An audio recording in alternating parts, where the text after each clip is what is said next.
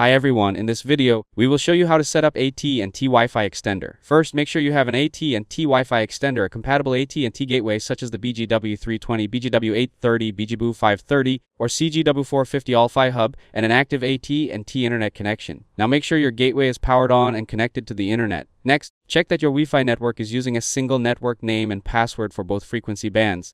Then download and install the AT&T Smart Home Manager app from the Apple App Store or Google Play Store if you haven't already. Once installed, open the Smart Home Manager app and sign in with your AT&T account. Now tap on Network from the main screen. Here, scroll down to the Wi-Fi equipment section. Next, select the option to add a Wi-Fi extender.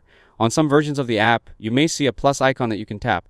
After that, plug your AT&T Wi-Fi extender into a power outlet located roughly halfway between your gateway and the area where you need better Wi-Fi coverage.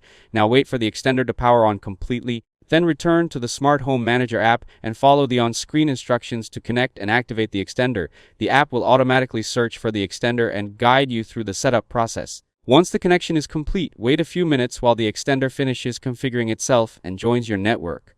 Now check the status in the app to confirm that the extender is connected successfully. If you're using a computer instead of the mobile app, open your web browser and go to Smart Home Manager. Then sign in with your AT&T account if prompted. Next, select Home Network Hardware. Here, choose Add Wi-Fi Extender. After that, follow the on-screen instructions to detect and connect your extender. Once setup is finished, place the extender in its final location and test your Wi-Fi signal strength in different areas of your home. If this video helped you out, don't forget to leave a like and subscribe to the channel. Thanks for watching, and I'll see you in the next one.